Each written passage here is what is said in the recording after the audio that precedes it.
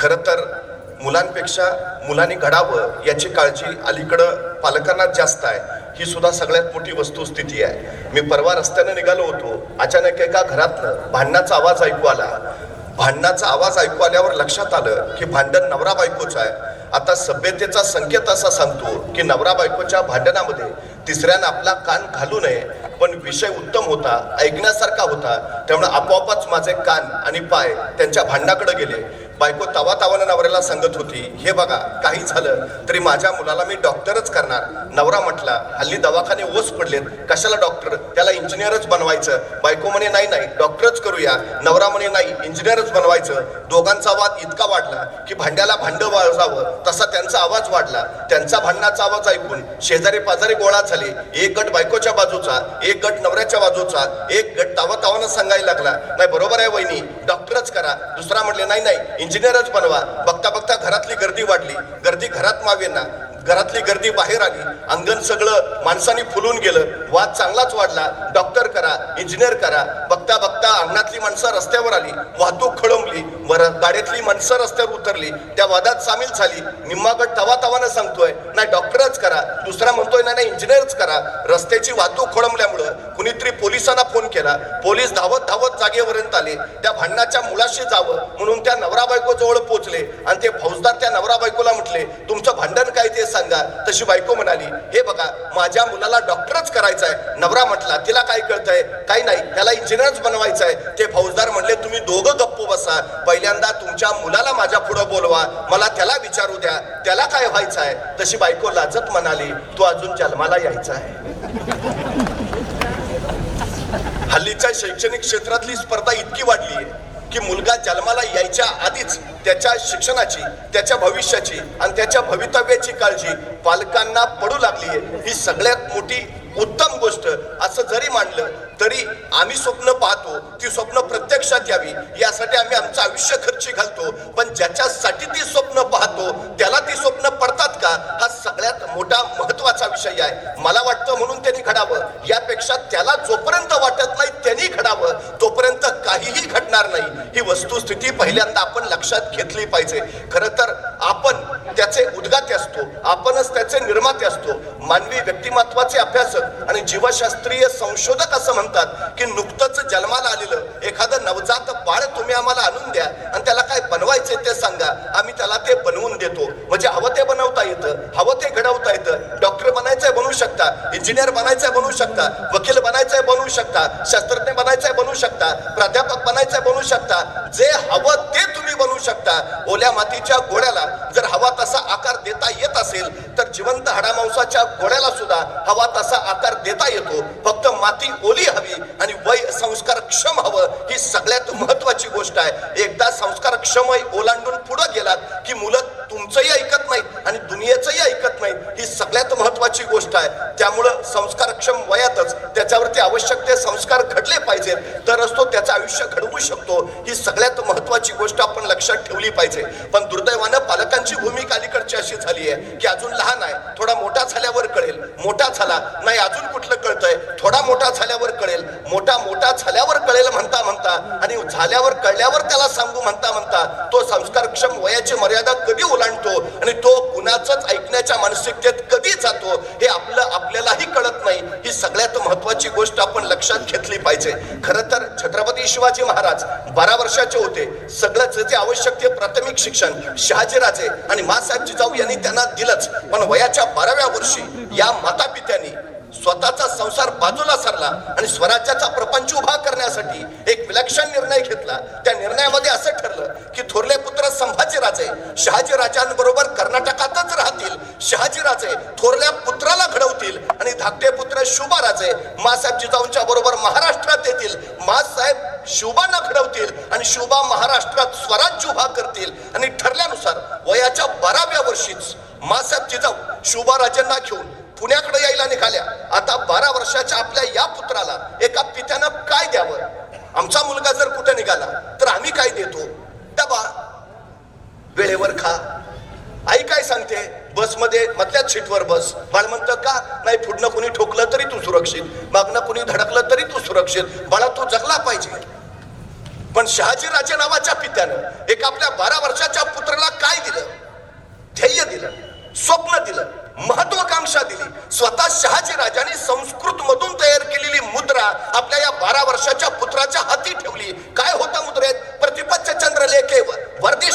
विश्ववंदिता शाह सुनो शिवसैषा मुद्रा भद्राय राजते. एक पिता आपल्या पुत्राला काय सांगतोय की प्रत्येपदीच्या चंद्राच्या कलेप्रमाणे तुमचं राज्य वाढत वाढत जाईल आणि एक दिवस ते विश्वाला वंदनीय होईल. कधी सांगतायत? शोभाराजे अजून बेंगलोरातच आहेत, पुण्यात जायचे, स्वराज्याला सुरुवात व्हायची आहे. पण खात्री किती आहे? खात्री आहे तुम्ही राज्य निर्माण करालच आणि तुम्ही निर्माण केलेलं राज्य हे विश्वाला वंदनीय होईलच. सगळ्यात महत्वाची गोष्ट मी वारंवार सांगतो की आपल्या पोरांच्या चुका काढण्यापेक्षा त्याचं कौतुक करायची संधी शोधत चला, म्हणजे पोरं इतिहास घडवतील. सगळ्यात महत्वाचं काय की आम्ही त्याच्यावर विश्वास ठेवला पाहिजे जो शहाजी राजांनी शोभाराजांवर ठेवला. तुम्ही करालच. आमची अलीकडची अडचण काय झालीये, पोरगो काय करायला लागलं की गप्तो काय कशाला करतो, आम्ही त्याला काही करूच देत नाही. ही अलीकडची आमची सगळ्यात मोठी अडचण आहे. मनोवैज्ञानिक असं सांगतात की तुमचा मुलगा जितका अधिक हालचाल करेल तितका तो अधिक कृतिशील बनेल. तुम्ही जितका त्याला सावलीत ठेवाल तितका तो काळोखासारखा घडत घडत होत जाईल. ही सगळ्यात मोठी वस्तुस्थिती आहे. पण तो काही करायला गेला की आम्ही पहिले त्याला अडवतो. ही आमची अलीकडची सगळ्यात मोठी अडचण आहे, सगळ्यात मोठी. अहो बघा ना, रांगणारं पोर असतं घरात, आई स्वयंपाक करत असते, आईचं लक्ष नाही ते मूल पाहतं आणि अंधाराच्या दिशेनं झेपावतं. त्याला कुतूहल आहे, ते नैसर्गिक आहे, जन्मजात आहे. उपजत प्रत्येकाला कुतूहल असतंच. लहान मुलं प्रत्येक गोष्ट अनुभवानं जाणून घेतात. ते दगड हातात घेतील, तोंडात टाकतील, त्याची चव जाणतील, हे त्याचं अनुभवी होणं असतं. प्रत्येक गोष्ट ते स्वतः करून पाहतं. तिखट घेतील, जिभेला लावून बघतील, त्याच्या लक्षात येईल हाय परत नाही लावायचं. जाळ लहान मूल झटकन हातात धरेल, मोठ्या माणसाला सांगून सुद्धा तो हात पुढे करणार नाही. उपजत कुतूहल, उपजत धाडस हे लहान मुलांच्या मध्ये असतच असतं. ही सगळ्यात महत्वाची गोष्ट आहे. ते लहान मूल अंधाराच्या दिशेने झेपावतं, त्याला कुतूहल आहे, उजेडात काय आहे दिसतंय, अंधारात काय आहे त्याला बघायचं आहे. ते अंधाराच्या दिशेने झेपावताना त्याची आई पाहते आणि आई त्याला म्हणते हे नको जाऊ, अंधारात भाऊ असतो, नाही जायचं. ते तिथंच थबकतं, तिथनच आईकडे पाहतो. परत आई स्वयंपाकाला लागते, आईचं लक्ष नाही ते पाहतं आणि परत अंधाराकडे झेपावतं. आईचं परत लक्ष ते सांगितलं ना नाही जायचं, अंधारात भाऊ असतो, नको जाऊ. ते पोर परत थबकतं. आई परत स्वयंपाकाला लागते आणि आईचं लक्ष नाही बघून ते पोर परत अंधाराकडे झेपावतं. मग मात्र आई संतापते, उठते, त्या पोरला उचलते आणि लांब नेऊन ठेवते आणि सांगते सांगितलं ना नाही जायचं, अंधारात भाऊ असतो. त्या मुलाच्या अर्धजागृत मनावर कायमचा संस्कार होतो. अंधारात भाऊ असतो, पट्ट्या पुढं दोन पोरांचा बाप झाला तरी अंधारात जात नाही. दोष त्याचा आहे का? आम्ही त्याच्यावर संस्कार केला. भाऊ आपण एवढ्या संख्येनं तुम्ही इथं बसलाय, मला एका प्रश्नाचं उत्तर द्या, कधी कुणी भाऊ बघितलाय का? मग नसलेला भाऊ आम्ही आमच्या पोरांच्या डोक्यात का उभा करतो? हा भाऊ याचा अर्थ असते भीती. यश आणि आपण यांच्यामध्ये फक्त भीती उभा असते, दुसरं काही नसतं. ही भीतीची भिंत ढासळली की मग यश मिळतच मिळतं. ही सगळ्यात मोठी वस्तुस्थिती आहे. आमची अडचण अशी आहे की आम्ही आमच्या मुलांना काही करूच देत नाही. हा सगळ्यात मोठा त्याच्या अपयशाचा कारणाचा भाग आहे, सगळ्यात मोठा. ही भीती फार फार अडचणीची ठरते त्याला. म्हणजे तो शाळेत जरी गेला तरी त्याच्या अनुभवापेक्षा सांगणारे भरपूर जण असतात. इंग्रजी अवघडच, गणित भयानक. तुम्ही का डोक्यात घालता त्याच्या? त्याने अनुभव घेतलाय का? त्यांनी बघितलाय का? त्याला माहिती आहे का नाही? हे भाऊ जाणीवपूर्वक उभा केले जातात, भीती डोक्यात बसवली जाते आणि मग तो अपयशापासून लांब लांब जातो. ही सगळ्यात आणि सगळ्यात मोठी अडचण आहे. शहाजीराजे शिवरायांना असं नाही म्हटले जमेल का, कराल का, होईल का, नाही जमणारच. हा विश्वास दिला. सगळ्यात महत्वाचा विषय आहे, तुमच्या मुलांमध्ये तो विश्वास निर्माण करा की तुला जमेलच, करशीलच. हो जमेल का, करेल का, विषयच नको. हा सगळ्यात महत्वाचा भाग आहे. आणखी काय दिलं शहाजीराजांनी? छोटं मंत्रिमंडळ दिलं. उद्या तुम्हाला तुमचं स्वतःच मंत्रिमंडळ उभा करायचं आहे. काय विश्वास आहे, काय खात्री आहे? आणखी काय दिलं? भगवा ध्वज दिला आणि सांगितलं उद्याच्या उभा राहणाऱ्या तुमच्या स्वराज्याचा हा भगवा दौलत ध्वज बनवू द्या. कोण खात्री आहे? पण त्याच वेळी शहाजीराजांनी शोभाराजांना सांगितलं, पण त्यांनी काय शोभाराज, हा भगवा पेलणं कुणालाही शक्य होत नाही. मनगटात रग आणि छातीत धग असावी लागते त्यासाठी. कारण हा भगवा साधा नाही, हा भगवा प्रभू श्री रामचंद्रांचा, हा भगवा भगवान श्री कृष्णांचा, हा भगवा रामकृष्ण हरी म्हणत वारीला जाणाऱ्या वारकऱ्यांचा, हा भगवा हर हर महादेव म्हणत रणांगणावर उतरणाऱ्या धारकऱ्यांचा, हा भगवा शौर्याचा, भगवा पराक्रमाचा, भगवा त्यागाचा आणि भगवा समर्पणाचा राजे. हा भगवा भगवा फडकत राहू द्या.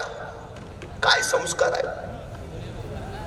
यशाचं सूत्र सांगितलं शहाजीराजाने. ध्येय गाठायचं आहे ना, शौर्य दाखवावं लागेल. ध्येय गाठायचं आहे ना, पराक्रम गाजवावा लागेल. ध्येय गाठायचं आहे ना, त्याग करावा लागेल. ध्येय गाठायचं आहे ना, समर्पण द्यावं लागेल. तेव्हा तेव्हा हवं ते मिळेल. आमच्या पोरांना ह्या 4 गोष्टी सांगा.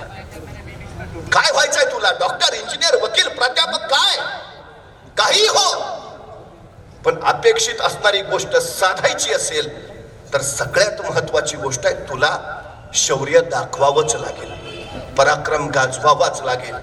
आणि शौर्य असं सहज नाही दिसत. काहीच न करता ते नाही निर्माण होत. त्यासाठी कष्ट करायची, मेहनत करायची तयारी असावीच लागते. कष्टासाठी तुमच्यात क्षमता असणं महत्वाचं, आणि क्षमता प्रत्येकात असतातच. ही सगळ्यात महत्वाची गोष्ट लक्षात ठेवा. आमची अलीकडची अडचण काय माहिती आहे? आमच्यात काय आहे याची जाणीवच आम्हाला नाही. ही आमच्या अपयशाची सगळ्यात मोठी कारण आहेत. आम्ही रस्त्यानं जाता जाता सहज एखाद्याला म्हणतो, मी त्याला पुरता ओळखून आहे. अरे तू त्याला ओळखून आहे, तुझं काय? तू स्वतःला किती ओळखलेस? आम्ही आमच्या मुलांना किती ओळखतो? कुठल्या क्षमता आहे त्याच्यात, काय आहे त्याच्यात?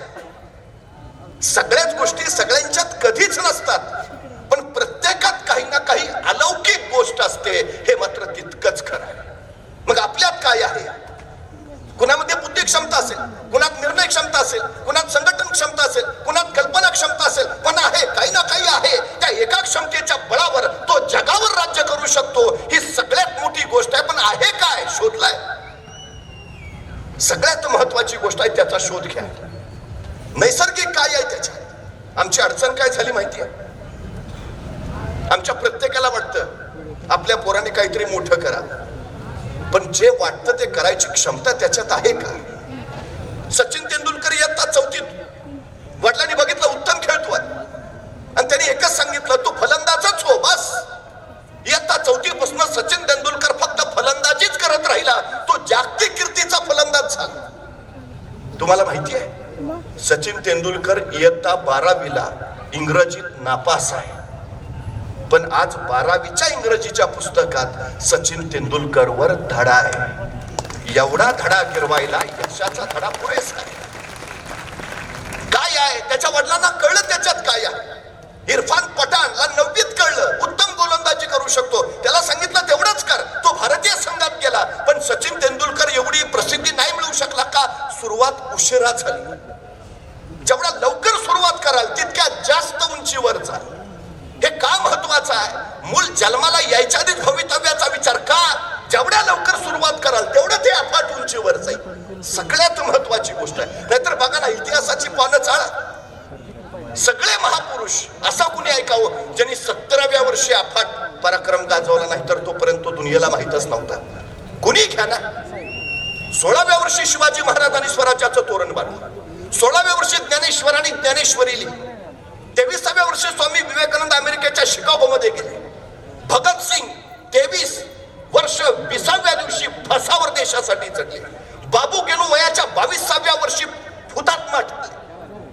जगद्गुरु तुकोबरा 23व्या वर्षी गाथा लिहिली. ही सगळी जे महापुरुष आहेत 25च्या आतले सगळा पराक्रम इथंच घडला. सुरुवात कधी केली असेल? आम्ही कधीतरी याचा विचार करायला हवा. आई बाप मुलांसाठी सगळंच करतात, आयुष्यभर खपतात, पण सगळ्यात महत्वाची गोष्ट काय की ज्या वयात त्याला जे हवं ते देतात का? हा सगळ्यात मोठा विषय आहे. बाहुली ज्ञानेश्वर निवृत्ती सोपान देवानी मुक्ताई. संन्यासाची पोरं म्हणून पोरांना छळलं जायचं. आपल्यामुळे पोरांना त्रास होतोय हे त्या माता पित्याने बघितलं आणि ठरवलं आपणच राहिलो नाही तर मुलांना कसे कोण त्रास देतील, मग कसे छळतील. म्हणून संन्याशाची पोरं म्हणलं जातं. विठ्ठलपंत आणि रुक्मिणी मातेनं ठरवलं आपणच संपवून घ्यायचं. त्यांनी स्वतःला इंद्रायणीच्या डोहामध्ये समर्पित करून घेतलं. आम्हीच अस्तित्वात नाही. आता कशी आमच्या पोरांना संन्याशाची पोरं म्हणून छळतील? आई बाप पोरासाठी किती त्याग करतात, स्वतःच सर्वस्व समर्पित करून टाकतात, संपून टाकलं स्वतः. ते माऊली ज्ञानेश्वर लोकप्रबोधन करण्यासाठी बाहेर पडायचे. शहाणे करून सोडावे सकळ जन, पण लोक परत शिव्या घालायचे, चिखल फेकायचे, अंगावर शेण टाकायचे.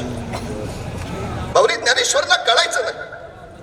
अरे तुमच्यासाठी येतोय ना, समाज खरावा म्हणून छटतोय ना, मग का त्रास देत आहे? पण त्रास थांबला नाही. एके दिवशी संतापले, रागात झोपडीत गेले, ताटी लावून घेतली. 10 वर्षाची इवलीशी मुक्ताई ज्ञानोबाकडे पाहतीये. रागात आले, चिडून आले, झोपडीत जाऊन बसले, ताटी लावून घेतलीये. मुक्ताईंना वाटलं थोड्या वेळ रागात राहतील, राग ओसरला की येतील ज्ञानदेव बाहेर. नाही गेली त्रास द्यायला. पण अर्धा तास झाला, तास झाला, ज्ञानोबा बाहेर यायचं चिन्ह दिसेना. मग ती 10 वर्षाची इवलीशी चिमुरडी मुक्ताई झोपडीच्या ताटी समोर गेली. ए ज्ञानोदादा, ए ज्ञानोदादा, येणार आहे बाहेर, किती वेळ बसशील? ज्ञानोबांचं एक नाही 2 ताटीवर थापा मारला. ए ज्ञानोदादा, येणार आहे, बसत आता. काहीच नाही. मुक्ताईंना वाटलं की अजून ज्ञानेश्वरांचा राग नसेल गेला, थोड्या वेळ आणखी वाट पाहू. मुक्ताई परत आपल्या कामाला गेली. तासाभरानंतर परत आली तर ज्ञानोबा आतच. तिला काही कळे नाही. इवलीशी मुक्ताई डोळे पाण्यानं भरून आली. ताटी समोर उभा राहिली, डोळ्यात खळखळ अश्रू वाहत आहे आणि हाक मारते, ज्ञानोदादा, ए ज्ञानोदादा, येणारे बाहेर, किती वेळ बसशील? बस झालं ना आता. ए ज्ञानोदादा, येणारे. पण ज्ञानोबांचं एक नाही 2 नाही, अर्धा पाऊण तास आणखी गेला. मुक्ताईंच्या डोळ्यातनं पाणी उखळत, किती रे त्रास देशील, ये ना बाहेर. परत ज्ञानोबा बाहेर यायचं चिन्ह दिसेना. मग मात्र त्या इवल्याशा 10 वर्षाच्या मुक्ताईने स्वतःच्या डोळ्यातले अश्रू पुसले. तिवलीशी मुक्ताई कठोर झाली आणि ताटी समोर उभा राहून त्यातल्या ज्ञानाच्या ईश्वराला सांगू लागली, विश्वे रागे झाला वनी, संती सुखे व्हावे पाणी, तुम्ही तरुण विश्व तारा, ताटी उघडा ज्ञानेश्वरा. 10 वर्षाची मुक्ताई सांगते, विश्वे रागे झाला वनी, विश्वाचा राग मनात घेऊन उन्हासारखं काय झालं? संती सुखे व्हावे पाणी, संतांनी कसं अगदी पाण्यासारखं निर्मळ असावं. तुम्ही तरुण विश्व तारा, आधी स्वतःला आवरा, स्वतःचा राग सावरा. बाद झालं, ताटी उघडा ज्ञानेश्वर. अजून स्वतःचा राग आवरता येत नाही, दुनिया सावरायला निघालाय. 10 वर्षाच्या इवल्याशा मुक्ताईमध्ये हे एवढं विलक्षण ज्ञान आलं कुठून? साक्षात ज्ञानाच्या ईश्वराला सुनावण्याचं सामर्थ्य या मुक्ताईंमध्ये निर्माण झालं कुठून? कोणत्या विद्यापीठात गेल्या होत्या मुक्ताई? कुठल्या शाळेत? हे संचित आहे, वाडवडिलांपासून आलेलं. ते संस्कारातून छिरपत, त्या अनुकरणातून निर्माण होत. प्रभू श्री राम कुणाच्याही पोटी जन्माला येत नाहीत. त्यासाठी राजा दशरथ आणि कौसल्या माता असावं लागतं. छत्रपती शिवाजी महाराज कुठेही जन्म घेत नाहीत, त्यासाठी शहाजी राजांनी मासाहेबची जाऊ व्हावं लागतं. माऊली ज्ञानेश्वर कुणाच्याही अंगणात खेळत नाहीत, त्यासाठी विठ्ठल पंत आणि रुक्मिणी आई असावं लागतं. जगद्गुरु तुकोबराय कुणाच्याही पोटी जन्माला येत नाहीत, त्यासाठी बोल्लोबा आणि कनकाई माता व्हावं लागतं. आपले माता पिता कोण हे आपल्या हातात नसतं, पण आपण कुणाचं माता पिता व्हावं हे आपल्याच हातात असतं. ही सगळ्यात महत्वाची गोष्ट. पिढी घडवायची, मुलं घडवायचे, समाज घडवायचे. आम्हाला आधी घडलं पाहिजे. आमच्या मुलांवर ते संस्कार केले. बघा ना, उद्या राज्याभिषेक आहे, सगळे अयोध्या सजलीये. प्रभू श्रीरामांचा युवराज्याभिषेक. आणि आदल्या दिवशी कैकेयी मातेनं राजा दशरथांना सांगितलं, माझं एक वचन तुमच्याकडे राहिलंय. राजा दशरथ म्हणाले, मागा. आणि कैकेयी मातेनं वचन मागितलं, रामाला 14 वर्ष वनवास आणि भरताला राज्याभिषेक. एक पिता कोसळला. शब्द किती महत्वाचा होता त्या काळात. दुसऱ्या क्षणी श्रीरामांना बोलावलं. काळोखात बसलेले राजा दशरथ आपल्या प्राणप्रिय पुत्राला सांगतायत, राम तुम्हाला 14 वर्ष वनवासाला जायचंय.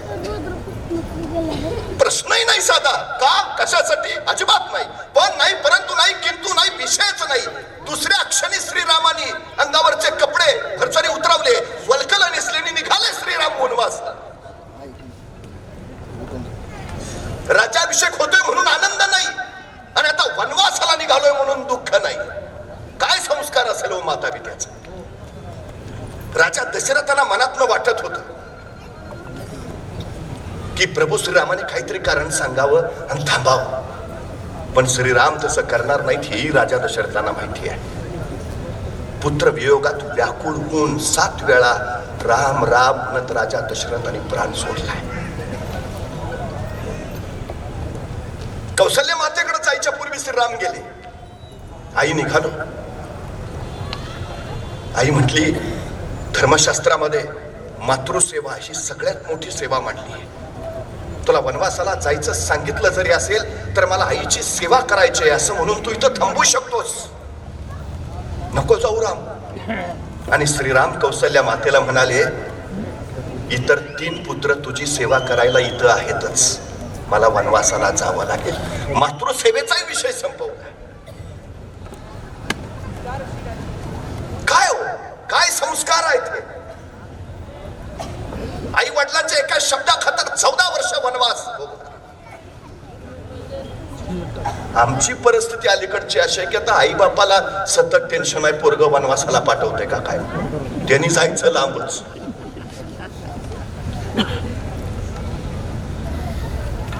आम्ही कमी पडलो ना, आम्ही ते संस्कार त्याच्यावर ठसवू शकलो नाही ना. ही जबाबदारी आमची आहे. आम्ही घडवलं पाहिजे, कसं हवं तसं घडवता येत. सांगितलं पाहिजे आम्ही आमच्या मुलांना. मला वाईट या गोष्टीचं वाटतं की ज्या काळात माझ्या महाराष्ट्रात शाळा नव्हत्या त्या काळात माझ्या महाराष्ट्रात एकही वृद्धाश्रम नव्हता. आणि माझ्या महाराष्ट्रातली पोरं शिकली आणि तालुक्याला वृद्धाश्रमांची निर्मिती झाली. जा एखाद्या वृद्धाश्रमात अनेक म्हातारी जोडपी खितपत पडलेली दिसतील. सहज एखाद्या वृद्धाला प्रश्न विचारा, तुमची पोरं काय करतायत. त्या वृद्धाश्रमातला म्हातारा सांगेल, माझा पोरगा डॉक्टर आहे, माझा पोरगा इंजिनियर आहे, माझा पोरगा वकील आहे, माझा पोरगा प्राध्यापक आहे. पण त्या वृद्धाश्रमातला एकही म्हातारा असं नाही म्हणणार की माझा पोरगा अडाणी शेतकरी आहे. कारण शेतकऱ्याचे आई बाप कधीच वृद्धाश्रमात जात नाहीत, ही वस्तुस्थिती आहे. मग कुठलं शिक्षण देतो आम्ही त्याला. मग जी पोरं स्वतःच्या आईबापांना सांभाळू शकत नाही ती समाज काय सांभाळणार, ती राष्ट्र काय सांभाळणार. कुणाच्या खांद्यावर देणार आम्ही समाज उद्याचा. एकानं आपल्या आईला वृद्धाश्रमात टाकलं. आई एकटी बिचारी वृद्धाश्रमात. तिला असं वाटलं की आपला अंतकाळ जवळ आला. त्या दिवशी तिने पोराला निरोप थडला, एकदा शेवटचं येऊन जा, आता फार काळ जगेल असं वाटत नाही, मरण्यापूर्वी तुला बघावं असं वाटतं रे. आईचा निरोप ऐकून पोरगा वृद्धाश्रमात आला. आई जवळ बसला, आईचा हातात घेतला. का गाई, नाही रे आता दिवस राहील, अंतकाळ जवळ आलाय बाळा. एवढं म्हटल्यावर मुलगा आईला म्हणाला, आई शेवटची काही इच्छा असेल तर सांग. तशी आई म्हणाली, तशी शेवटची इच्छा काहीच नाही रे. हा एक आहे म्हणे. काय, या वृद्धाश्रमांच्या खिडक्यांना तेवढ्या जाळ्या लावून घे. मुलाने विचारला, आई का ग. खूप मच्छर येतात रे, रात्रभर त्रास देतात. तसा मुलगा म्हटला, मग आई हे आधी नाही का सांगायचं, आता अंतकाळ जवळ आल्यावर सांगते खिडक्यांना जाळ्या लावून घे. आता जाळ्या लावल्या तर तुला काय उपयोग. आई म्हणली, माझ्यासाठी नाही रे, तुझी मुलं ज्यावेळी तुला वृद्धाश्रमात टाकतील त्यावेळी तुला मच्छर चावू नयेत म्हणून म्हणते तेवढ्या खिडक्यांना जाळ्या. आमच्या अनुकरणातून शिकते आमची पिढी. शिक्षण वेगळा भाग आहे, आमचं अनुकरण, आमचं वागणं कसं आहे याच्यावर आमच्या उद्याच्या पिढीचं वागणं अवलंबून आहे. आम्ही सांगायला हवं ते, आमच्या पोरांना त्या पद्धतीचं घडवायला हवं. क्षमता प्रत्येकाच्या ठायी आहेत, फक्त क्षमतांचं पात्रतेत रूपांतर करता आलं की मग योग्यता कमावता येते. सगळ्यात महत्वाची गोष्ट आहे. एक मूर्तिकार ओबडधोबड दगडातनं मूर्ती तयार करत होता. एकानं कुणीतरी त्याला विचारलं, एवढ्या ओबड दोबड दगडात तुम्ही एवढ्या सुंदर सुंदर मूर्ती कशा काय तयार करता? तो शिल्पकार म्हटला, तसं मी काहीच करत नाही, मी फक्त दगडातला नको तेवढा भाग काढून टाकतो, मूर्ती दगडातच असते.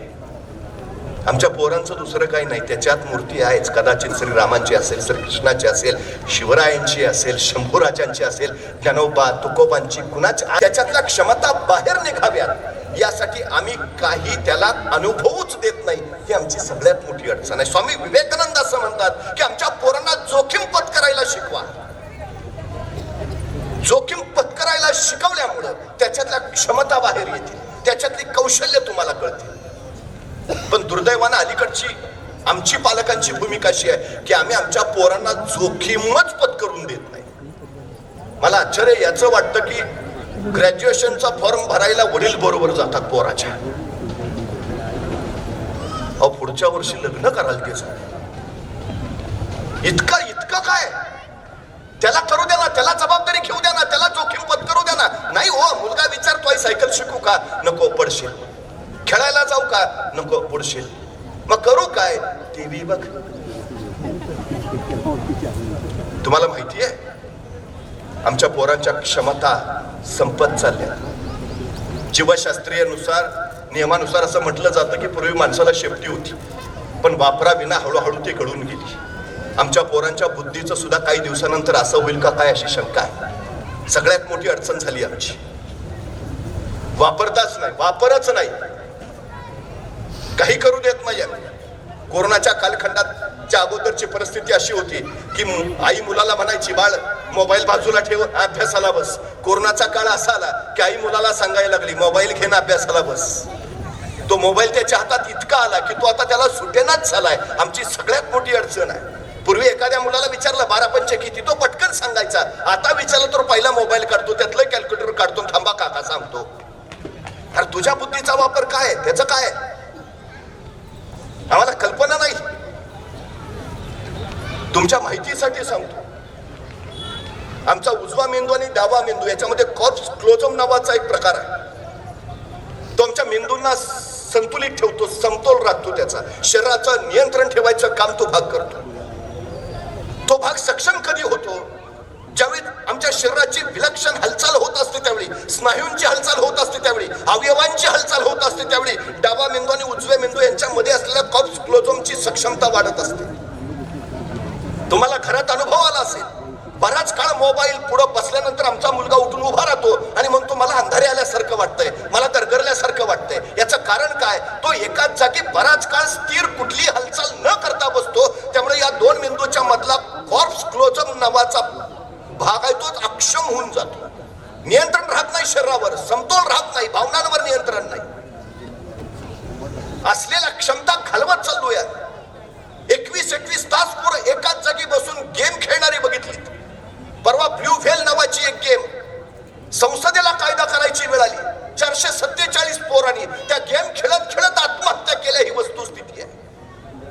एक एक लेवल पुढे, एक एक लेवल पुढे, एक एक लेवल पुढे. ही जिंकल्यावरती उत्तेजित करत जातात गेम आमच्या मुलांना, आणि इतक्या उत्तेजित करतात की त्या गेम नुसार ते पोरग सरळ स्वतःला संपून टाकतात. बघितल्यात गेम तुम्ही? एके छप्पन हातात घ्यायचे, धटात धटात, याला मार त्याला मार त्याला मार, मग ही लेवल, मग ती 200 मारली की पुढची लेवल 400 मारली की ते बंदुका घेऊन मारायला लागलंय. आजूबाजूला बातम्या बघता तुम्ही. आभासी जगात वावरायला लागलीत आमची पोरं. त्याला वास्तव जीवनात घेऊन या. सगळ्यात मोठी वस्तुस्थिती आहे. मैदानावर नाहीत आमची पोरं. परवा एकाला मी सहज विचारलं, काय रे, काय खेळबिळ खेळतोस का? म्हटलं सगळे खेळतो, क्रिकेट खेळतो, फुटबॉल खेळतो, व्हॉलीबॉल खेळतो, बॅडमिंटन खेळतो. म्हटलं एवढे सगळे खेळ खेळतो, दिवसभर मैदानावरच असतोस का काय? तो म्हटला मैदानावर नाही, मोबाईलवर खेळतो. म्हटलं मग बरोबर आहे. मग त्याला सहज मी विचारलं, काय रे 100 मीटर पळशील का? तो 5 मिनिटं माझ्याकडेच बघत बसला. म्हटलं 100 मीटर म्हणजे किती? काय म्हटलं, तू खेळतोच मोबाईलवर म्हटल्यावर तुला 100 मीटर माहिती असणं शक्यच नाही. मग त्याला म्हटलं, इथून तिथपर्यंत जे अंतर आहे त्याला 100 मीटर म्हणायचं, पळशील का? म्हटला करतो प्रयत्न. अरे तुला काय 5 किलोमीटर सांगतोय का? 100 मीटर तर पळायचं आहे, पळशील का? करतो ना प्रयत्न. बरं म्हटलं, मला सांग, हे 100 मीटर पळायला तुला किती वेळ लागेल? तो 5 मिनिटं अंतरच बघत बसला. अरे सांग ना किती वेळ लागेल? मग म्हटला 5 मिनिटं तर लागतील. 100 मीटरला बोल्टचा ऑलिम्पिकचा रेकॉर्ड 9.98 सेकंदाचा आहे. हुसेन बोल्ट 10 सेकंदात 100 मीटर पळतो. तू 15 सेकंद म्हण, 20 सेकंद म्हण, 25 सेकंद म्हण, का 5 मिनिटं. माझं मला माहिती आहे ना. त्याला परत विचारलं, अरे सांग किती वेळ? सांगितलं ना 5 मिनिटं लागतील. मला सुचायचं बंद झालं. तेवढ्यात त्याचा मित्र धावत आला. ए पळ, कुत्र पिसाळलंय. इतक्या भयान वेगात पळत सुटला. 7 सेकंदात 100 मीटर. मी त्याला म्हणलं, तुला का ऑलिम्पिकचं रेकॉर्ड मोडलंस? हुसेन बोल्टला 10 सेकंद लागतात, तू 7 सेकंदात. म्हणला मग कुत्र मागं लागलं होतं. म्हणजे 7 सेकंदात 100 मीटर पळायची क्षमता तुमच्यात आहे. बाहेर कधी आली? संकट आलं तेव्हा. मग संकट चांगली आहेत का वाईट आहेत? चांगली आहेत. संकटांचं स्वागत करायला हवं. संकट तुम्हाला अडवायला येत नाहीत. संकट तुमची उंची वाढवायला येतात. अडचणी तुम्हाला थांबवायला येत नाहीत. अडचणी तुमच्यातल्या क्षमता बाहेर काढतात. अडथळे तुम्हाला रोखायला येत नाहीत. अडथळे तुमच्यातली कौशल्य विकसित करतात. संकट, अडचणी, अडथळे यांचं स्वागत करायलाच हवं. ही सगळ्यात महत्वाची गोष्ट आमच्या पोरांना सांगा. नका सावलीत ठेवू त्यांना. सावलीत नकोच. घेऊ द्या ना जबाबदारी, घेऊ द्या ना जोखीम त्यांना. परिस्थितीशी झगडू द्या. शांत समुद्र कधीही उत्तम खलाशी तयार करू शकत नाही. समुद्र उधाणलेला असेल, लाटा बसत असतील, वादळ वारा तुफान सुटला असेल, अशा भयंकर परिस्थितीत तुझी नौका जर समुद्रात घातली त्यांनी तर त्याचा कस लागेल आणि किनाऱ्यावर पोहोचेल त्यावेळी तो सर्वोत्तम असेल. आमच्या पोरांना सर्वोत्तम सर्वोत्कृष्ट बनवायचं असेल तर त्याला संकटांशी लढू द्या, वादळाशी झुंजू द्या, कस लागू द्या त्याचा, त्यावेळी तो घडेल. सगळ्यात महत्वाची गोष्ट आहे. एक गोष्ट तुमच्या लक्षात आली असेल, ज्यांच्या घरात सगळी सुख पाणी भरतायत त्यांची पोरं नापास होतात आणि त्यांच्या घरात धुनी भांडी करायला येणाऱ्या मोलकरणींची पोरं गुणवत्ता यादीत असतात. याचं कारण काय माहिती आहे? प्रतिकूल परिस्थिती तुमच्या क्षमता वाढवते आणि अनुकूल परिस्थिती तुमच्यातले गुण खुरटवते. ही सगळ्यात मोठी गोष्ट आहे. सगळ्यात मोठी आहे आहे आहे नका म्हणू. तू तुझं निर्माण कर, तो संस्कार त्याच्यावर करा, मग उद्याची पिढी घडे. सगळ्या सुविधा आहेत आमच्याकडं, तरी आमची पोरं करत नाहीत. ही पालकांची अडचण आहे. आणि काही सुविधा नसताना रस्त्यावरच्या विजेच्या खांबाच्या दिव्याखाली बसून अभ्यास करून डॉक्टर बाबासाहेब आंबेडकर अमेरिकेच्या कोलंबिया विद्यापीठात पोहोचले. त्या कोलंबिया विद्यापीठाच्या प्रवेशद्वारावर आजही लिहिलंय, शतकातील सर्वोत्तम विद्यार्थी डॉक्टर बाबासाहेब आंबेडकर. कशासाठी कारण सांगतो आम्ही? काय काय लोकांना विचारू, काय आमची परिस्थिती नव्हती. हो तू गप. मला भयान राग येतो असल्या माणसांचा. आमची परिस्थिती नव्हती. हो, परिस्थिती माणसाला घडवती नाही आणि परिस्थिती माणसाला बिघडवती नाही. माणूसच परिस्थिती घडवतो आणि माणूसच परिस्थिती बिघडवतो. ही सगळ्यात मोठी वस्तू असते. सगळ्यात कारण सांगूच नका ना.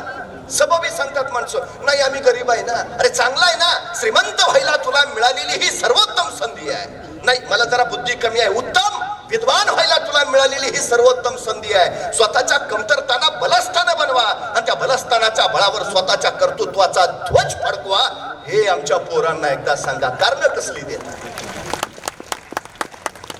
लाल बहादूर शास्त्री रामनगर वरनं शाळेला जायचे, मध्ये गंगा नदी आडवी, काठावर यायचे, पण खिशात पैसे नसायचे. बराच वेळ वाट पाहायचे. कुणीतरी नाविक विचारायचा, लाल बहादूर चल येतोयस ना शाळेत? आणि लाल बहादूर सांगायचे, नाही तुम्ही जा. का रे? पैसे नाहीत तुम्हाला द्यायला. अरे असू दे ना, उद्या दे. पण उद्या तरी कुठून येतील? अरे आल्यावर दे ना. नाही, आई सांगते आपल्या जबाबदारीचं ओझं दुसऱ्यावर नको, तुम्ही जा. नौका निघून जायची. लाल बहादूर शास्त्री अंगावरचे कपडे काढायचे, त्या कपड्यात स्वतःची वह्या पुस्तकं गुंडाळायचे, त्याचं मुंडासं डोक्याला करून बांधायचे आणि सरळ गंगेत उडी घ्यायचे आणि पोहत पोहत पलीकडच्या काठावर जायचे. तिथं परत कपडे घालायचे, वह्या पुस्तक हातात घ्यायचे आणि शाळेत पोहोचायचे. परिस्थितीशी झगडणारे ते लाल बहादूर शास्त्री या देशाचे पंतप्रधान झाले. त्यांनी कुठं सांगितलं आमची परिस्थिती नव्हती? रामेश्वर मध्ये वृत्तपत्र टाकणारे एपीजे अब्दुल कलाम या देशाचे राष्ट्रपती झाले. त्यांनी कुठं कारण सांगितली आमची गरिबी होती? सगळं आहे हो आमच्याकडे, तरी आमची अडचण. रिहा बुलोज नावाची फिलिपाईन्स मधली 11 वर्षाची चिमुरडी शाळेच्या धावण्याच्या स्पर्धेत पहिली आली आणि तिची निवड राष्ट्रीय स्पर्धेसाठी झाली. राष्ट्रीय स्पर्धेसाठी निवड झाल्यावर ती धावत धावत आपल्या वडिलांकडे गेली. बाबा, शालेय स्पर्धेत माझा पहिला नंबर आला. वडिलांनी कुशीत घेतलं, बेटा अभिनंदन. आणि त्याच वेळी रिहा म्हणाली, पण बाबा आता माझी राष्ट्रीय स्पर्धेसाठी निवड झालीये. खूप छान, खूप छान.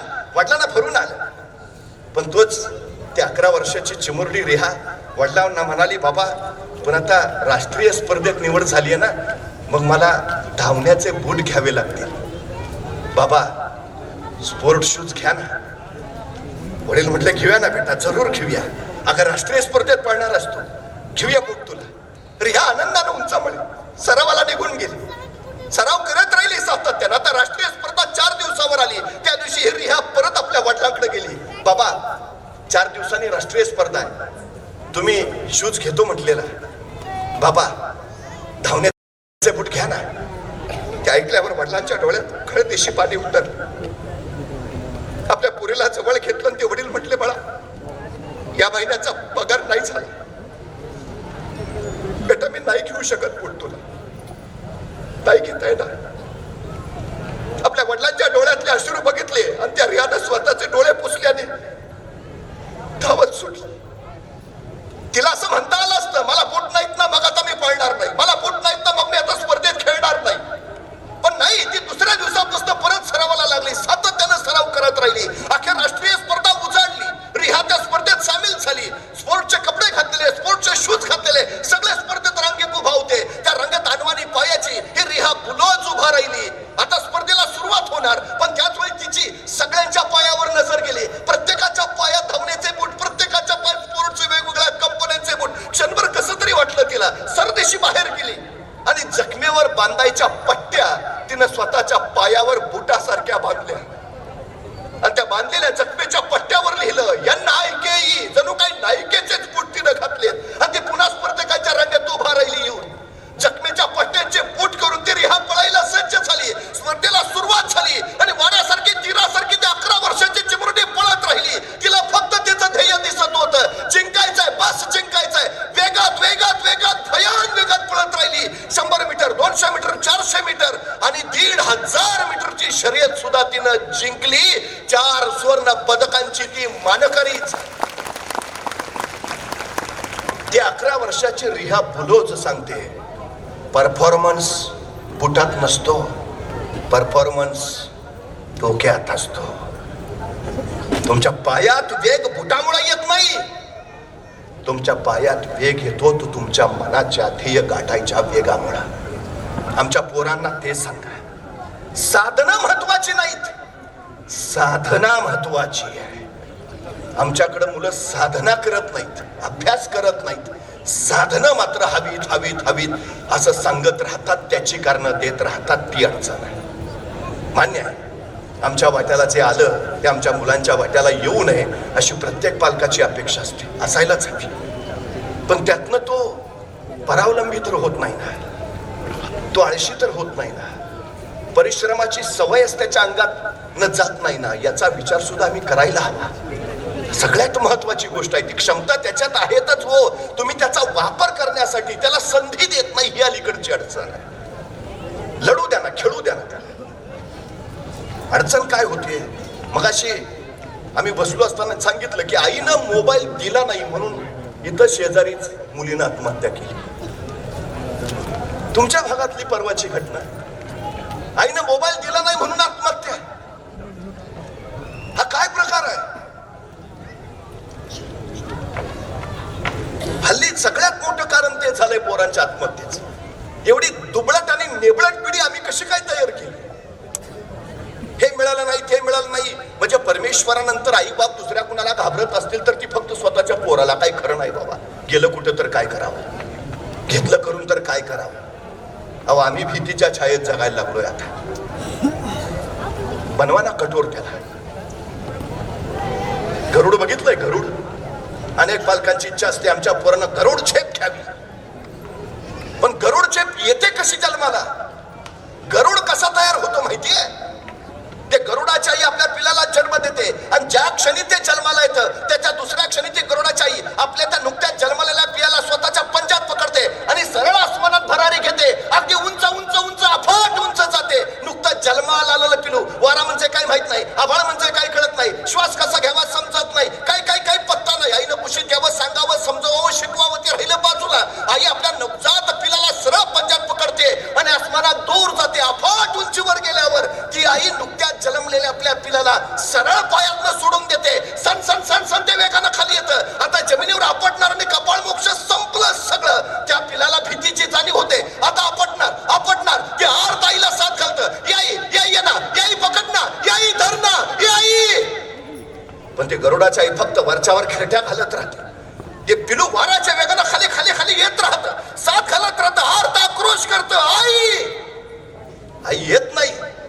आणि ज्या क्षणी त्या पिलाला जाणीव होते आई येत नाही, आई येणारच नाही, त्या क्षणी ते गरुडाचं पिलू स्वतःची सगळी शक्ती एकवट, सगळं सामर्थ्य एकत्र करत, स्वतःचे इवलेसे पंख आस्ते आस्ते बाहेर काढतात. बघता बघता वाऱ्यावर स्वार व्हायचा प्रयत्न करत. 2-4 गोलांटे एवढे घेतं, फेल काढतं, पण सगळी ताकद ऐकून एकदा पंख पसरतं, वाऱ्यावर स्वार होतं आणि पुन्हा एक सर्र दिशी गिरकी घेत आणि आईच्या दिशेनं भरारी मारतात. सांगता येईल आई जमलं ग.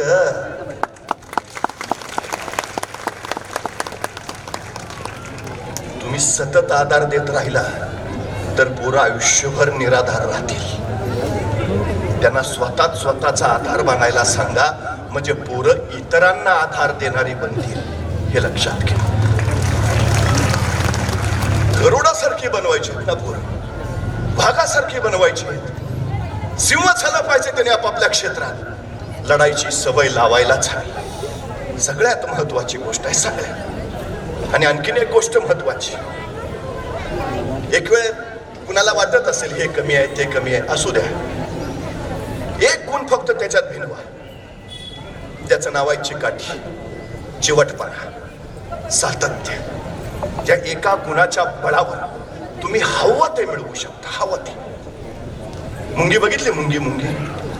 मुंगी केवढीशी, तिचं डोकं केवढंच, डोक्यातला मेंदू केवढासा, तरी पण त्या मुंगीला बरोबर कळतं कुठल्या गावातल्या कितव्या आळीतल्या कितव्या घरातल्या कितव्या खोलीतल्या कितव्या कपाटावरच्या कितव्या फळीवर किती नंबरचा साखरेचा डबा आहे. सांगावं लागत नाही, रस्ता दाखवावं लागत नाही. मुंगी कणभरच असते, पण महिनाभरात मनभर साखर फस्त करते. एवढ्या अशा मुंगीला जर तिचं ध्येय कळत असेल आणि ती आपल्या ध्येयाचा पाठलाग करत असेल तर आमच्या पोरांचा मेंदू तर मोठा आहे. अडचण काय आहे ध्येय गाठायला त्याला? एका तत्वज्ञाला कुणीतरी प्रश्न विचारला, हे जग कधी संपेल? आणि तो तत्वज्ञ म्हणाला, ज्या दिवशी एखादी मुंगी एकाच ठिकाणी निवांत आराम करताना बसलेली तुम्हाला दिसेल, त्या दिवशी समजून जा जगाचा अंतकाळ जवळ आलाय. मला फक्त निवांत आराम करत बसलेली मुंगी दाखवा, चुकून दिसणार नाही. 4 महिन्याच्या पावसाळ्याची बेगमी करायला ती 8 महिने अविरत कष्ट करत असते, अविरत धडपडत असते, अविरत. मुंग्या आंधळ्या असतात, मुंग्यांना डोळे नाहीत, मुंग्या दृष्टीहीनच आहेत, पण तरीही मुंगीची रांग चुकलेली तुम्हाला दिसणार नाही. शिस्त मुंगीकडनं शिकावी. डोळे नसतानाही तिची रांग चुकत नाही, डोळे नसताना अखंड काम करत राहते. अखंड. आम्ही आमच्या पोरांना सांगतो असं अखंड काम करावं लागतं, त्यावेळी यश मिळतो. पोरा म्हणतात इतकं काम मरायचं आहे. कधी कामानं माणूस मरत नाही हे पहिलं लक्षात घ्या. माणूस कामाच्या ताणानं मरतो. आणि ताण कधी वाढतो? काम साठलं की. काम कधी साठतं? रेंगाळत ठेवलं की. रेंगाळत कधी ठेवतो? गरज नसली की. गरज कधी नसते? गांभीर्य नसलं की. गांभीर्य कधी नसतं? इच्छाशक्ती नसली की. इच्छाशक्ती कधी नसते? ध्येयच नसलं की. मग पोरं भरकटतात फक्त, बाकी काही घडत नाही. तणावग्रस्त होतात पोरं. भीती कधी निर्माण होते? परीक्षेला जायच्या आधी पोरं भांबावलेलीच असतात, गोंधळलेलीच असतात, भीतीतच असतात. काही बोला का, अभ्यास झालेला एकही पोरगा तुम्हाला भांबावलेला, गोंधळलेला, घाबरलेला दिसणार नाही. ज्याचा अभ्यास झाला नाही ना तोच तुम्हाला घाबरलेला दिसणार. काम साठवून ठेवलं त्यानं, अभ्यास उरकायला पाहिजे होता, पण पेपरची वेळ झाली तरी पट्ट्या पुस्तक घेऊन बसलायचं अजून. का नाही? शेवटची रिव्हिजन. का वेळ आली? आधी केलं नाही ना. मुंगीसारखं सतत सतत करत रोज करत राहिला तर अडचण येणार नाही. ताण तणाव 10वी 12वीच्या पोरांचा वाढतो, तो निव्वळ अभ्यास करायचा राहिल्यामुळं, पूर्ण न झाल्यामुळं, न केल्यामुळं, हे पहिलं लक्षात ठेवा. हा ताण जर त्याच्या मनावर येऊ द्यायचा नसेल तर सगळ्यात महत्वाची गोष्ट आहे, त्याला रोज थोडं थोडं थोडं करायला लावणं सगळ्यात गरजेची गोष्ट. कामाने कधीच कोण मरत नाही. तसं असतं तर सकाळी जन्माला आलेली मुंगी दुपारी मेली असते. पण मुंग्या किती जगतात माहितीये? मुंग्यांच्या काही प्रजातींचं आयुष्य काय? मुंग्यांच्या काही प्रजाती 35 वर्ष जगतात. निसर्गाचा सिद्धांत आहे की जो सतत कार्यरत असतो तो दीर्घायुषी ठरतो आणि जो निवांत आराम करत बसतो तो अल्पायुषी असतो. सतत सतत करत राहा, काम करत राहा, ते जिवंतपणाचं लक्षण आहे. आमच्या पोरांना सगळ्यात महत्वाचं ते सांगा. सातत्य अत्यंत गरजेची गोष्ट आहे. पावसाचा एक थेंब वज्रासारख्या कठीण दगडावर सतत सतत सतत पडत राहतो आणि एक दिवशी तो वज्रासारखा कठीण दगड फुटतो. तो काय पाण्याच्या थेंबाने फुटत नाही, त्या थेंबाच्या सतत सततच्या फुटण्याच्या सातत्याने तो फुटतो. आमच्या पोरांना सांगा. काय काय पोरं तक्रार करतात, मी वाचतो पण लक्षातच राहत नाही, मला स्मरणशक्ती कमी आहे. असं काही नसतो, सगळ्यांना सारखीच असते, सगळ्यांना सारखी असते.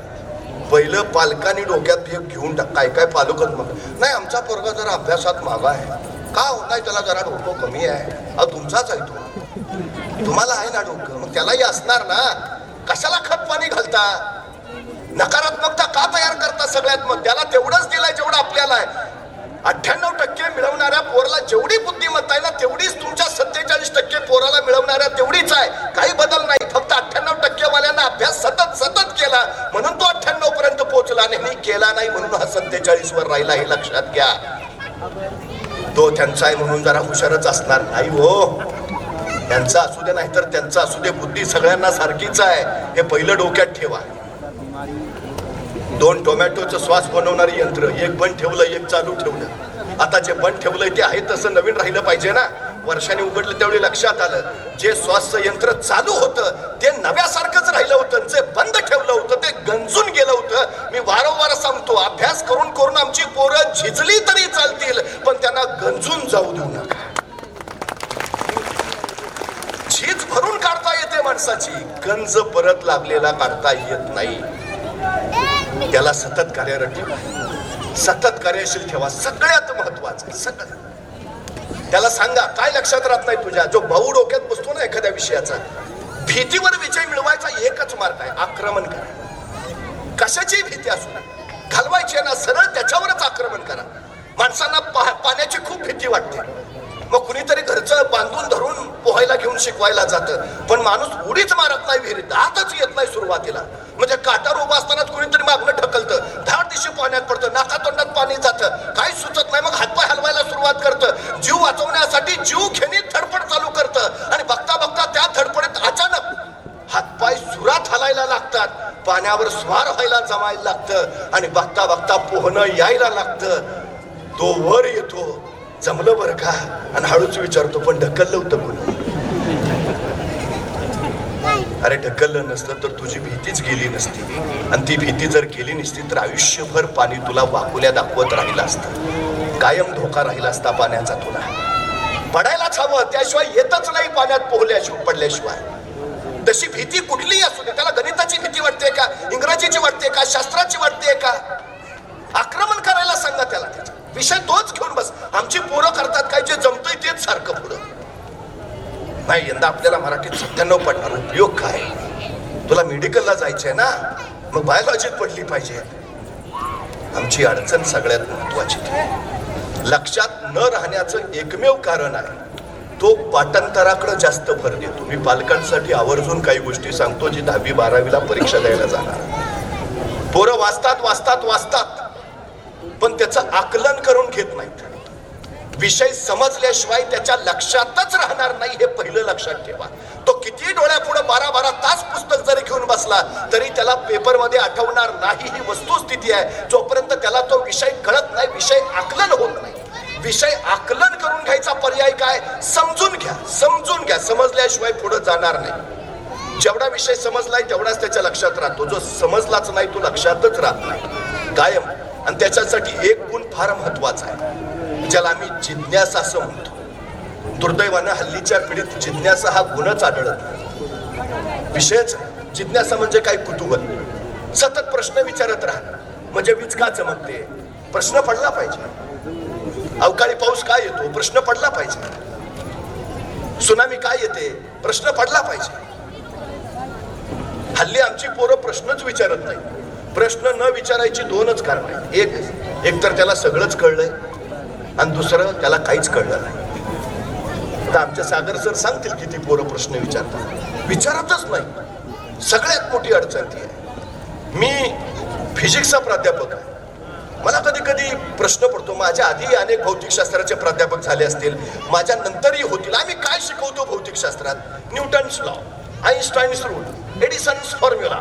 मला कायम प्रश्न पडायचा, न्यूटन्स लॉच का? देवकातेच लॉ का नाही? आईन्स्टाईन्स फॉर्म्युलाच का? पाटील्स फॉर्म्युला का नाही? आमच्या लोकांनी का नाही शोध लावले? आमच्या लोकांनी का नाही फॉर्म्युला तयार केले? आमच्या लोकांचं लॉ का नाहीत? आमची मुलं शास्त्रज्ञ का नाहीत? आमची मुलं पुस्तकात का दिसत नाहीत? याचं कारण आमच्याच्यात जिज्ञासाच नाही. इंग्रजांनी 150 वर्ष आमच्यावर राज्य केलं. त्याला मालक बनून राहायचं होतं, मला गुलाम बनवायचं होतं. म्हणून मॅकॅनॉलॉजी शिक्षण पद्धती बनवली, तीच मुळात गुलाम बनवणारी, की ज्याच्यात जिज्ञासेचा अवलंबच प्रश्नच विचारायचे नाही. मला कधी कधी बरं वाटतं, बरं झालं ते सफरचंदाच्या झाडाखाली न्यूटनच बसला होता. मग ते सफरचंद खाली पडलं, त्याला प्रश्न पडला, ते खालीच का पडलं? मग गुरुत्वाकर्षणाचा शोध लागला. मला कधी कधी प्रश्न पडतो, नाही बरंच झालं न्यूटनच बसला होता. आपल्यातला एखादा बसला असता तर, आणि पडलं असतं सफरचंद खाली, काय प्रश्न पडला असता त्याला? त्याला प्रश्न पडला असता, बरं झालं मी असतानाच पडलं. दुसरा प्रश्न, बरं झालं आणखी कोणी नाही, अकेले अकेले खाएंगे. आणि जर एखाद्याला प्रश्न पडला, सफरचंद खालीच का पडलं, आणि त्याने विचारलं वडिलांना, बाबा सफरचंद खाली का पडलं? बाबा म्हणणार, खा ना मुकाट्यानं, खा, डोक्याला ताप देतो, हाय ते व्याप कमी आहेत का? संपला आमचा न्यूटन सफरचंदाच्या झाडाखालीच. कशी घडतील मुलं? सगळ्यात महत्वाची गोष्ट, 2 गुण त्याच्यात भिनवा. एक जिज्ञासा, प्रश्न विचार, माहिती करून घे, आकलन करून घे, समजून घे. आणि दुसरा विषय सातत्य, सतत सतत कर. एखादं पुस्तक घेऊ दे त्याला फिजिक्सच्या हातात, वाचायला लावा. त्याला वाटेल की एक पुस्तक वाचायला मला 1.5 दिवस लागणारच आहे पहिल्यांदा.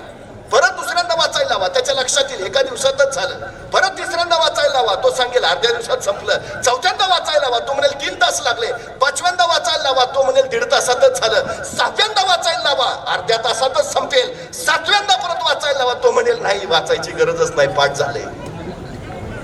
सातत्य सातत्य, सतत सतत सतत करायला लावा. सगळ्यात महत्वाची गोष्ट आहे. भीतीवर विजय मिळवायचा आहे, आक्रमण त्याला सोडायचंच नाही. तो आपोआप शरण येतोय. मग कुठलाही विषय असू द्या, तुम्ही कुठल्याही क्षेत्रात असा, कुठल्याही प्रांतात असा, हा एक गुण तुम्हाला गुणवत्ताच मिळवून देतो, सातत्य. बस. एक साधू नाचायला लागले की पाऊस पडायचा, नाचायला लागले की पाऊस पडायचा. मोठी कीर्ती त्यांची पसरली. 4 जरा बंडखोर वृत्तीचे तरुण होते. ते गेले त्या साधूंकडे, म्हणे तुम्ही नाचायला लागल्यावर पाऊस पडतो. साधू म्हटले, खरं आहे ते. मग म्हटले, तुम्ही नाचल्यावर पाऊस पडतो तर आम्ही नाचल्यावर पण पाऊस पडला पाहिजे. पडेल पण नाही, स्पर्धा लावायची असं नाही. पडेल पण तुम्ही नाचल्यावर पाऊस पडतोय ना, आम्ही नाचल्यावर पण पाऊस पडला पाहिजे. पहाटे 5 वाजता त्या साधूंना घेऊन त्या माळरानावर गेले. साधू महाराज म्हटले, तुम्ही सुरुवात करा आधी. मग पहिल्या मुलानं नाचायला सुरुवात केली. 10 मिनिटं नाचला, 15 मिनिटं नाचला, 20 मिनिटं नाचत राहिला, दमला, थकला, बाजूला झाला, पाऊस पडलाच नाही. मग दुसरा तरुण पुढे झाला, त्यांनी नाचायला सुरुवात केली. 15 मिनिटं, 20 मिनिटं, अर्धा तास नाचला, दमला, थकला, बाजूला झाला, पाऊस पडलाच नाही. मग तिसरा पुढे झाला, अर्धा तास, पाऊण तास, गडी 1 तास नाचला, पण पाऊस पडलाच नाही, हा दमला. चौथा पुढे झाला, अर्धा तास, तास, 1.5 तास, 2 तास नाचला, थकला, दमला, बाजूला झाला, पण पाऊस पडलाच नाही. चौघं गमले. म्हणले, साधू महाराज आता तुम्ही सुरू करा. 12, 12:30 साधूने नाचायला सुरुवात केली. साधू नाचत राहिले. 1 वाजला, 1:30 वाजला, 2 वाजले, 2:30 वाजले, 3 वाजले, 4 वाजले, साधू नाचतातच आहे. 5 वाजले, 5:30, 6 साधू नाचतात. 7, 8, 9, 10, 12 रात्रीचे वाजले, साधू नाचतातच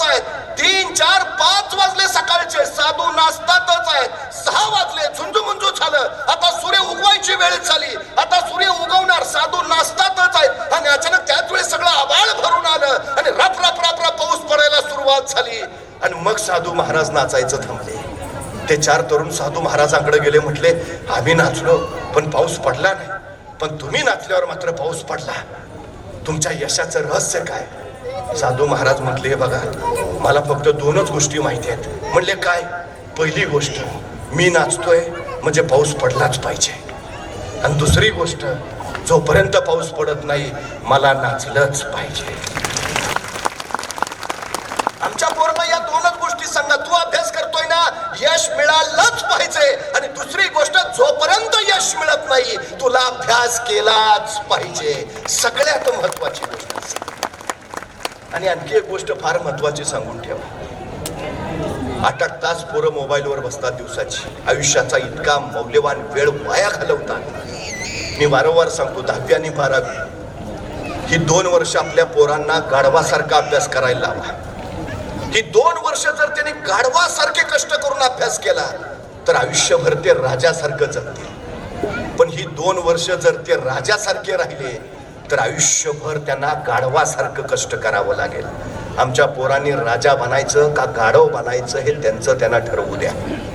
वेळ महत्वाची आहे, फार वेळ महत्वाची आहे. दुर्दैवाने आमच्या लक्षात येत नाही.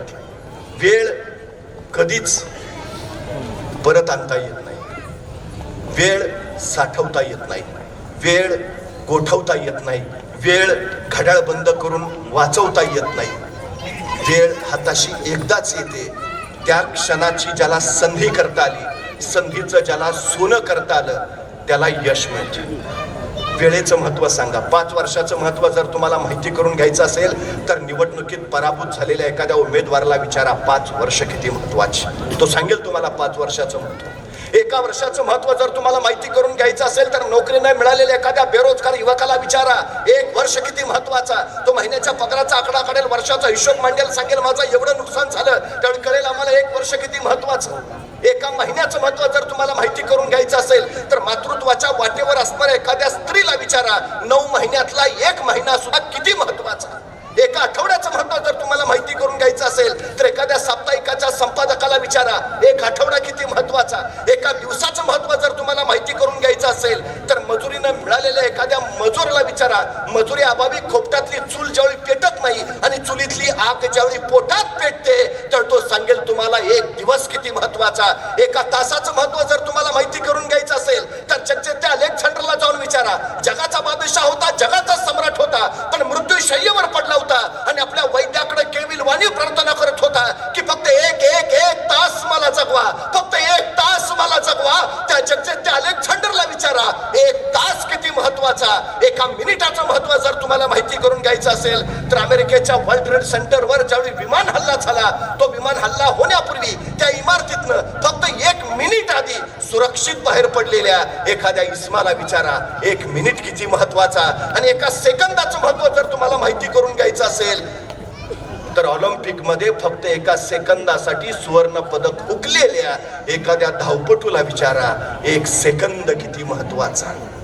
सेकंदा, मिनिटा, तासाचं मोल जर एवढं असेल तर आमच्या पोरांच्या वाट्याला आलेल्या आयुष्याचं मोल किती असेल हे एकदा त्याला कळू द्या.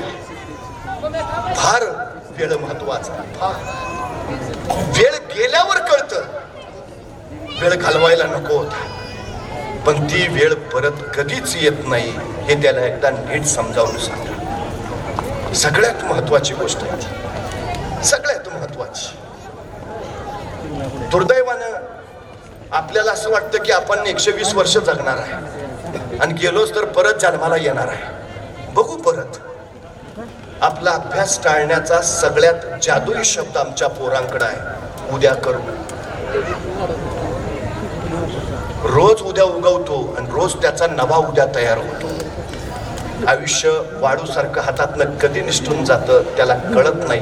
ही सगळ्यात मोठी अडचण आहे. आमच्या पोरांना सांगा, 15 ते 59 वय वर्ष हे देश घडवण्याची वर्ष मानली जातात.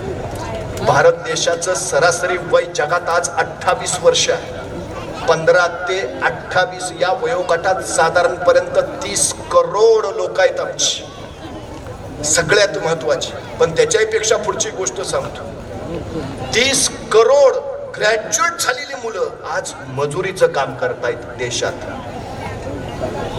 ग्रॅज्युएट होऊन सुद्धा त्यांना चांगल्या नोकऱ्या नाहीत. ही परिस्थिती आहे आमची. सगळ्यांसारखं राहून त्याला काहीच मिळणार नाही. सगळ्यांपेक्षा वेगळं झाला तर काहीतरी हाताला लागेल, हे त्याच्या पहिल्यांदा लक्षात ठेवा. हे सगळ्यात गरजेची गोष्ट आहे, सगळ्यात महत्वाची. खर तर मी ज्ञानसागर लर्निंग सेंटरचं मनपूर्वक कौतुक एवढ्यासाठी करतो. बारामतीला अनेक क्लासेस आहेत, नांदेडला आहेत, लातूर पॅटर्न आहे, कोटा आहे, याव आहे, त्याव आहे. आपल्याला असं वाटतं की तिकडं घातलं म्हणजे पोरला 98% पडणार. असं नाही होतो. आम्ही साधनं बघतो, साधना बघत नाही. आमच्या पोरांना अभ्यास करायला सांगा. क्लास कुठलाही असू दे, तो लातूरला असू दे नाहीतर ज्ञानसागर लर्निंगचा असू दे, विषयाचं आकलन झालं म्हणजे झालं. हे सगळ्यात गरजेचं. ग्रामीण भागातल्या मुलांसाठी ग्रामीण भागातच हा ज्ञानाचा सागर निर्माण झाला, ही सगळ्यात महत्वाची गोष्ट आहे, सगळ्यात महत्वाची. आणखी एक दुसरी गोष्ट फार महत्वाची आहे, ती आमच्या पोरांना आवर्जून सांगा. जगाच्या पाठीवर अजून असं यंत्र जन्माला आलं नाही ज्यात भाकरी टाकली की रक्त तयार होऊन बाहेर येतं. परमेश्वरानं असं अद्भुत आणि अलौकिक शरीर नावाचं यंत्र आपल्याला दिलंय. त्याच्याबद्दल कृतज्ञता राखायला, त्याच्याबद्दल संवेदनशीलता ठेवायला आमच्या पोरांना शिकवा.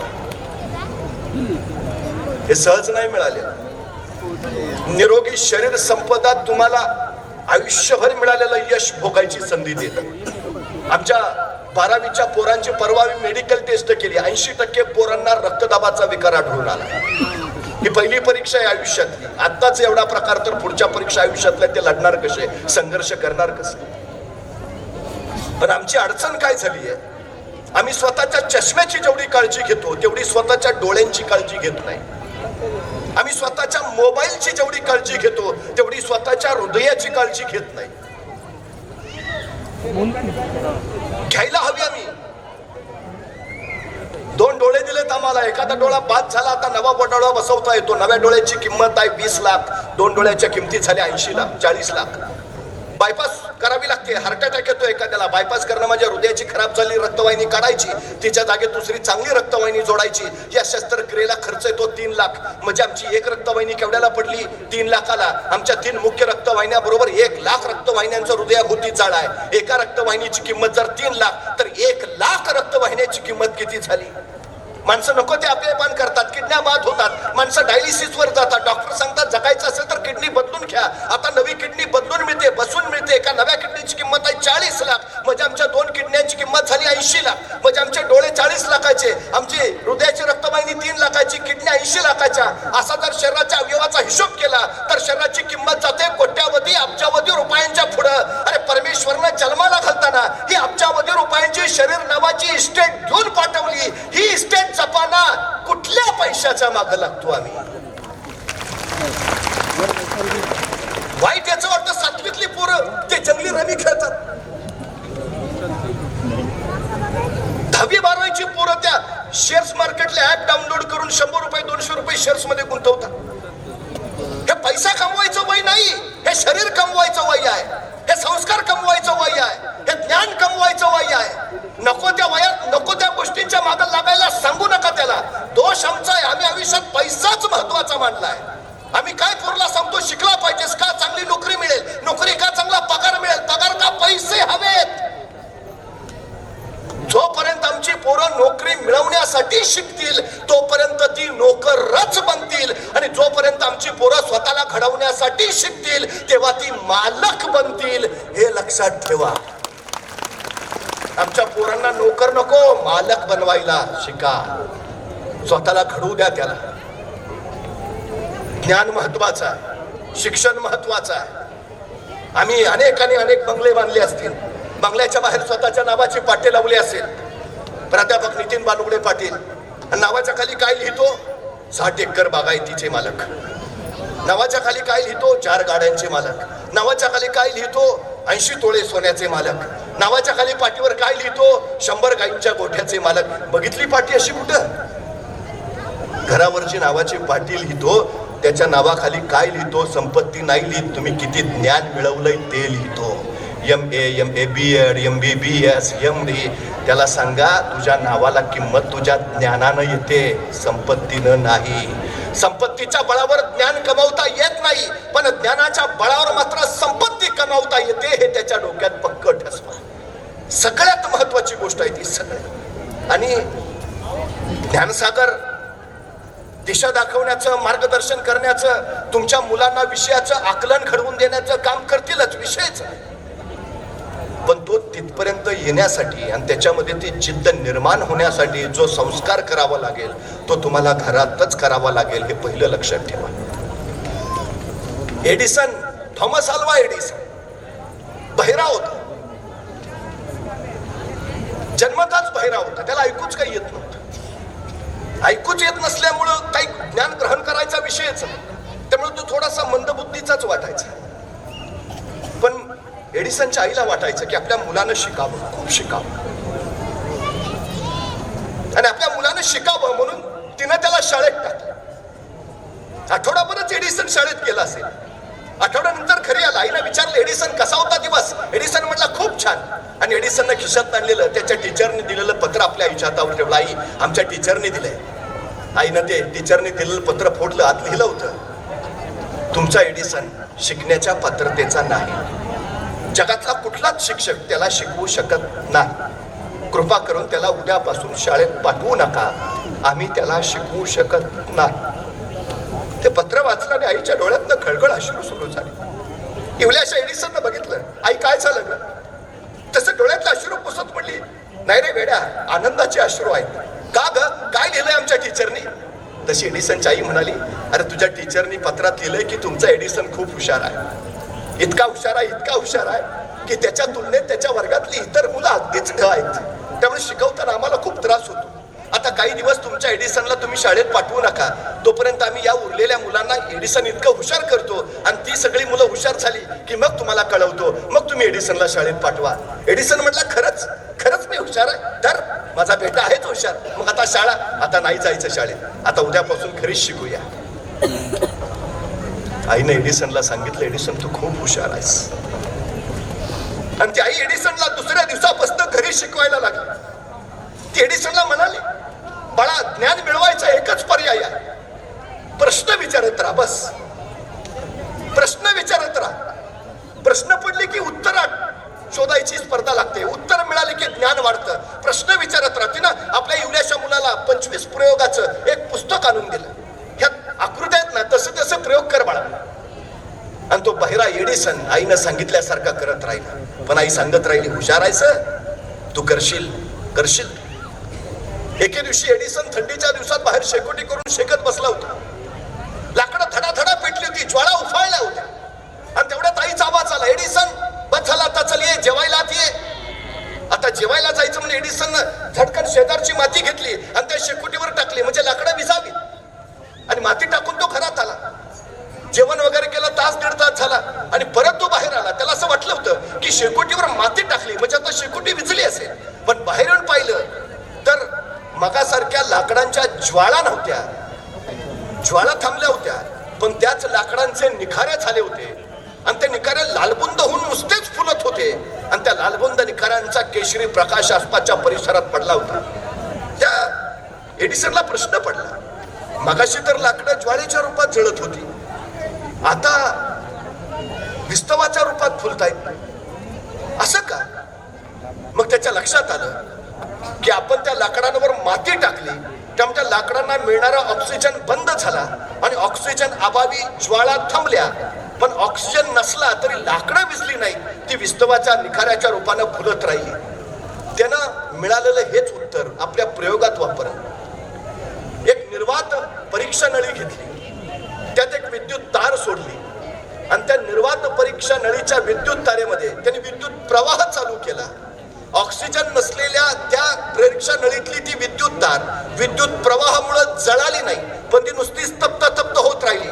तप्त तप्त होत लालबुंद झाली आणि ती इतकी लालबुंद झाली की त्या लालबुंद तारेनं एडिसनची अख्खी खोलीच प्रकाशमान करून टाकली आणि एडिसनला विद्युत बल्बचा शोध लागला.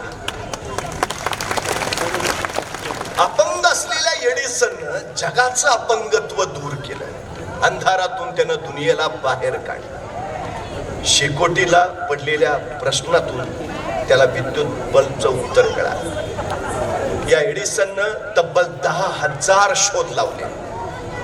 बहिरा असलेला एडिसन, शाळेनं नाकारलेला एडिसन, जगातला कुठलाच शिक्षक त्याला शिकवू शकत नाही असा शेरा घेतलेला एडिसन 10,000 प्रयोगांचा उद्गाता झाला. वयाच्या 40व्या वर्षी त्याची आई निर्वतली आणि आईचं निधन झाल्यावर आईची खोली सावरायला तो आईच्या खोलीत गेला. तिथं आईची त्याला एक जुनी ट्रंक दिसली. ती ट्रंक सुद्धा नीट व्यवस्थित लावावी म्हणून ती ट्रंक उघडली आणि त्याला 40 वर्षापूर्वी त्याच्या शाळेतल्या टीचरनं दिलेलं ते पत्र सापडलं. ते पत्र त्याने हातात घेतलं, वाचायला सुरुवात केली. पत्रात त्याच्या टीचरनी लिहिलं होतं की तुमचा एडिसन शिकण्याच्या पात्रतेचा नाही. जगातला कुठलाच शिक्षक त्याला शिकवू शकत नाही. कृपा करून त्याला उद्यापासून शाळेत पाठवू नका, आम्ही त्याला शिकवू शकत नाही. हे पत्र वाचताना एडिसनच्या डोळ्यातनं खळखळ अश्रू व्हायला लागला. ते पत्र घट्ट उरा शिकवतात. तो शिकण्याच्या पात्रतेचा नव्हता. त्याला आईनं सांगितलं, एडिसन तू खूप हुशार आहेस, खूप हुशार आहेस. ज्याला जगातला कुठला शिक्षक शिकवू शकत नव्हता त्या एडिसनला त्याची आई हीच त्याचा शिक्षक झाली. सांगत राहिली, शिकवू शकतोस, हुशार आहेस, होशील, मोठा होशील. जगात ज्याला कोणी शिकवू शकत नव्हतं त्याला आईनं शिकवलं, मोठं केलं, हुशार बनवलं. आई मुलाची पहिली शाळा असते आणि शाळा मुलाची दुसरी आई असते. या दोन आईंच्या कुशीत मूल शिकत असत. मुलं मोठं करायचे आहेत ना, कौतुक करा, त्यांना प्रोत्साहन द्या, त्यांना प्रेरणा द्या. पोरं आपोआप घडतील. ही सगळ्यात मोठी वस्तुस्थिती आहे. तुला जमेल का म्हणूच नका, तुला जमणारच हे त्याला ठासून सांगा. तो आपोआप घडेल, तो आपोआप मोठा होईल. आणि सगळ्यात महत्वाचं, ज्ञानसागर सोबतीला आहेच. तुमच्या मुलांच्या उज्ज्वल भविष्यासाठी, त्यांच्या शैक्षणिक आयुष्याचं वैभव वाढण्यासाठी सागर सर, अजिंक्य सर, संकेत सर यांनी हा ज्ञानसागर तुमच्यासाठी खुला केलाच आहे. आपल्या सगळ्यांना त्यासाठी शुभेच्छा देतो. थांबतो. धन्यवाद.